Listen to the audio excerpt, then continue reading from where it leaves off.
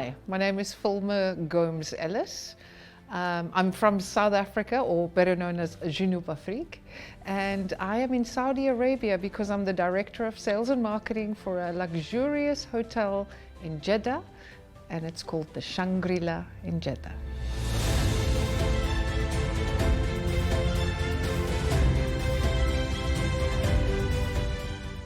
Well, it's only the fastest growing tourism economy in the world. So me, being a hotelier, it just made sense to be here.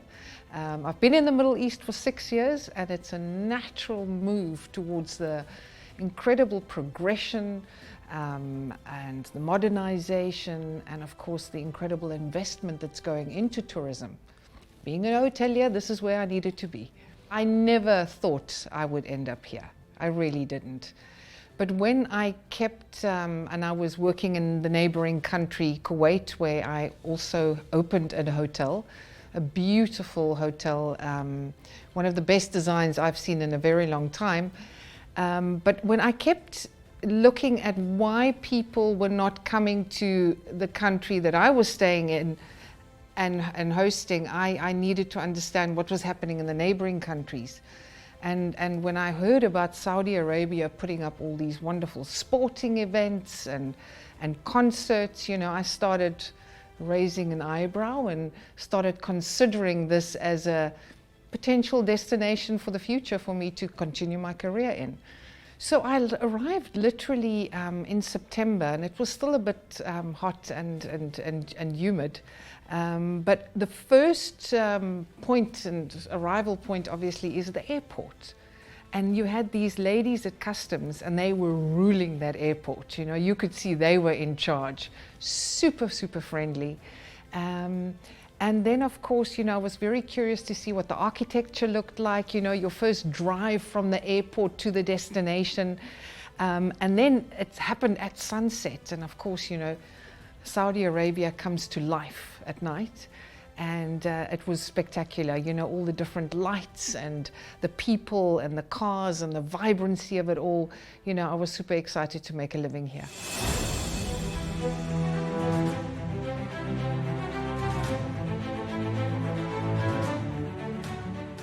Sure, I began my career in my profession in South Africa. In 2006, I entered the hospitality industry. It was a flagship Western in Cape Town. I then joined a very unique niche property called Cape Grace, TripAdvisor top hotel in Africa, travel and leisure virtuoso property. And after that, you know, I kind of felt that I'd reached the pinnacle of the luxury hotels in South Africa. So I decided to become an entrepreneur. So I started my own consulting firm, and then I consulted for the 3 Fairmont hotels in Kenya. And that was then followed by my first expat role, the first international hotel in Jordan. And then from there, I moved to Kuwait for a pre-opening project. And then, you know, I decided that this is the right place for me to be. And after seeing the Shangri-La here in Jeddah, I knew that this is the newest and most luxurious hotel, and definitely the right fit for me. My experience living in the kingdom so far has been really met with nothing but amazement. You know, I'm quite fortunate to be here at a time when change is already happening. You know, so you can see it day by day, month on month, week on week, and literally physically monitor the progress itself.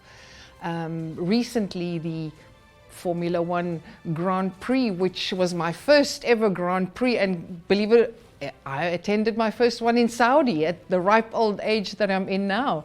So that was super exciting. I had visitors from South Africa that came to watch the event. I had visitors from Kuwait and from Lebanon that came to watch it. And obviously, because I was here, it made it more worthwhile for them to come and witness the country for the first time. So yeah, I've been very much amazed by what has been going down in Saudi Arabia. Look, I'm from Cape Town in South Africa, and Cape Town, of course, is, where the Atlantic Ocean and the Indian Ocean meets, and always been around water. I went to school in a little small town called George on the Garden Route in South Africa. Also has a coastal town called Herald's Bay, and that's what my hometown is called.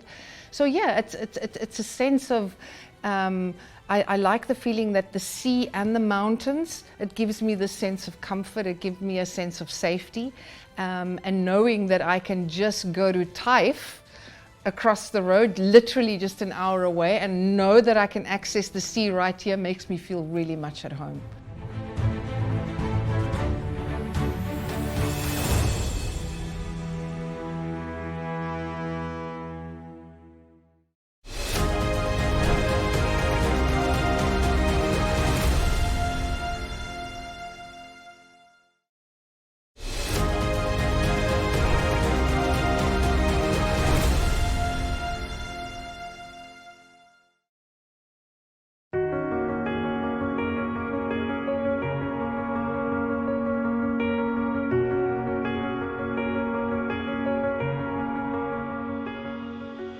I think living in Jeddah on a day-to-day basis is, it's very clean air. It's a little bit more humid than I expected, but we cycle, and there's dedicated cycling lanes. You can, if you don't have a bicycle, you can rent a bicycle on the Jeddah Corniche. You can even rent scooters. You can go on coral reef diving. So just stop at the local shop and buy a coffee, and sit on the street corners and watch people go by. I feel that people are incredibly friendly. I walked past an old lady that was having a picnic with her family on the Jeddah Corniche, and she was going, wow, mashallah, bicycle, and they were interacting with us, and I didn't expect this kind of friendliness. So for me, the Jeddawis have welcomed me with open arms, and I've really embraced their culture and the way that they are welcoming me as a foreigner into their country. With my team, my staff, they call me Sheikh Afifi, because I've now really become part of them, and I love to experience what they do, and I love to know what they do at home and what they're cooking tonight, and what's happening this school holiday, and where are they going to in Saudi, and what gets traditionally done. So I ask a lot of questions, and I get given a lot of information, and that's the way I really get to understand, what the country is all about, and it's fascinating.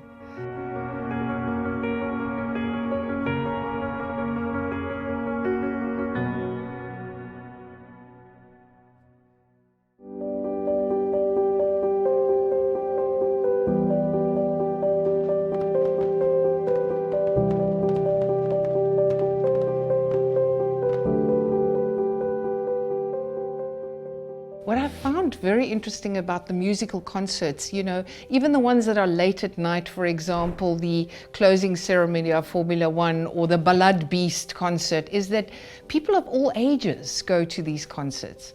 And I found that even, the little kids, because it's so safe and it's so friendly and it's so open, and the environment lends itself to a really cohesive community.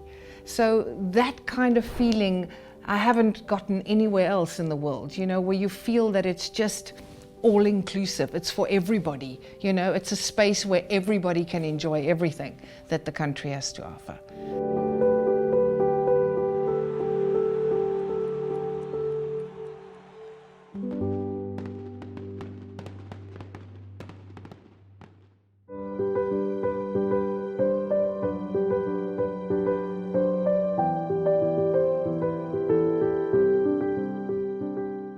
The key to adapting in a new country and in a new culture for me is that you can't just think of it as, it's temporary, I'm going to be here for a year or two. I always feel like I have to make it my home, so I literally, when I move into my house, I've got to make sure that all the decor is in place, all the furnishings are in place, and everything is as if I've lived there forever. It's also very important to me to find avenues of rich culture and heritage in the country that I live in. I need to understand where it comes from, how it got to be what it is. So Saudi Arabia is exactly the country that's been giving me all that rich information and experiencing it firsthand. You know, from Al Balad, I guess everybody talks about Al Balad in Jeddah, and I've seen Al Ula once, and I sat at Elephant Rock for 7 hours. I couldn't leave. So for me, those kind of experiences, not only visually, but sensory, compounded and combined by making a home, and then of course really integrating yourself within the local community is important, because that's the only way you're going to feel like you belong. Similarities between my culture in South Africa and Saudi Arabia is the family component. Also, South Africans are actually very conservative. You know, they really value family relationships. They're very close-knit. All the meals are held together. You know, all the celebrations are done together as a family. And I see this here, you know, so I really relate to that in a very significant way.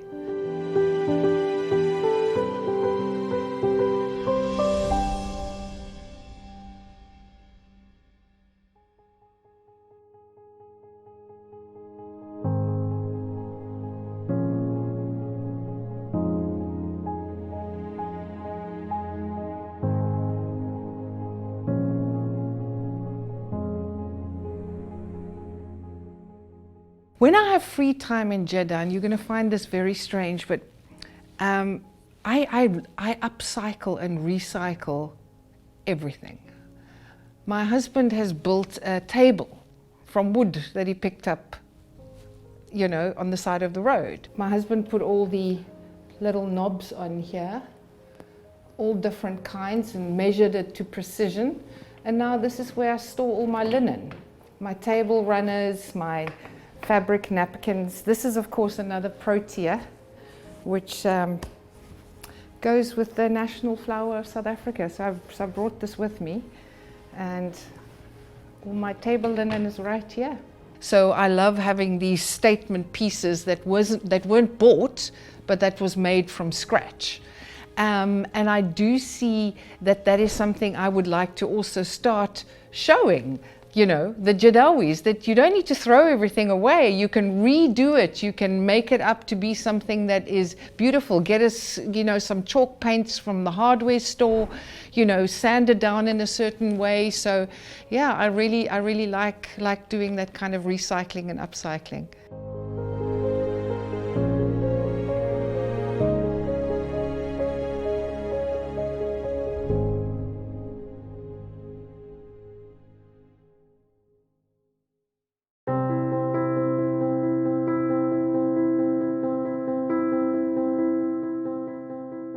Meeting people and socializing in Jeddah is very easy, actually. You just have to invite people around to your home. You know, it's something that happens regularly, you know, as long as there's food involved, because, you know, we know that Saudi Arabia has a rich culinary history and a lot of beautiful cuisine. I feel a little bit intimidated sometimes because I don't think I can cook food like they do, so I order it in. I cheat a little bit, but it's definitely the social part of Saudi Arabia is very active. My team often invites me after work, you know, let's go for a bite to eat, and interestingly enough, there's always something to celebrate, you know, when you buy a new car, which I recently bought in Saudi Arabia. So just being able to drive yourself around, being able to jump in the car and go to Taifura for a day, experience a completely different climate. I mean, there it rains, you know, when Jeddah is hot. We also went to watch the Dakar rally, the finish in Yanbu. Beautiful coastline and crystal clear water, you know, and this is something that wouldn't have been accessible to me, you know, anywhere else in the world, not even in my own country, is to see the finish of the legendary Dakar rally. So that was super special, yes.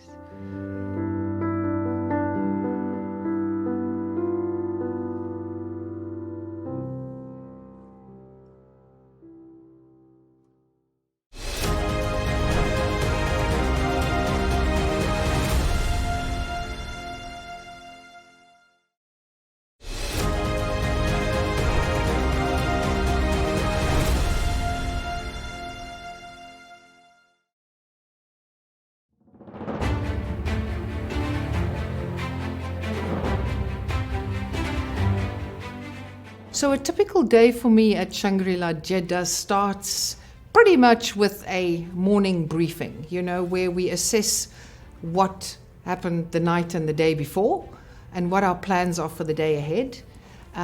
It also incorporates a certain degree of strategic thinking, because it's important for me to, and a big part of what I'm doing here is also making sure that the young Saudis in my team actually learn from me, teaching them how to look at the low-hanging fruit, where to go first, instead of just scanning the market for business or doing what everyone else is doing. It's got to be more strategic. So that's where my guidance come in.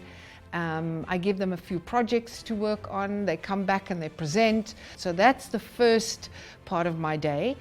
The rest of the day is pretty much running around, making sure guests are satisfied, making sure that we follow up on quotations, making sure that we are always connecting with people in the industry or our guests. But the creative side is what I really enjoy, and that is the marketing and the public relations side. So we often have rich video content and photography content that we have to put out.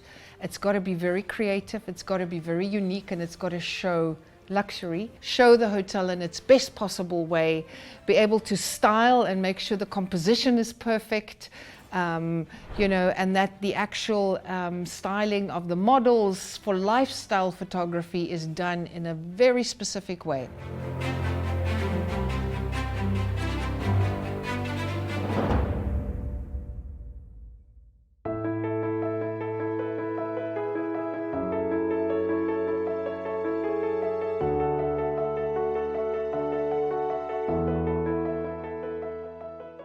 One of my favorite art installations is actually the Zawiya 97 in Al Balad.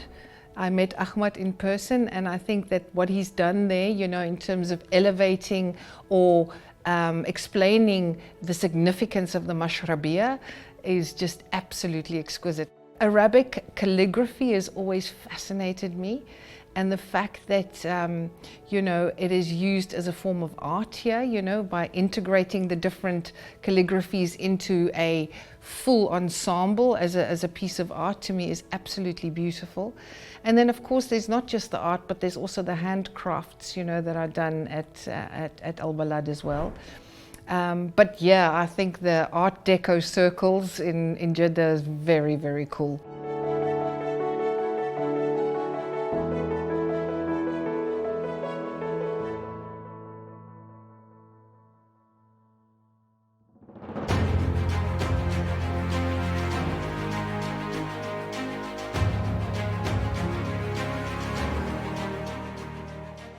The hospitality from a cultural aspect in Saudi Arabia is very friendly.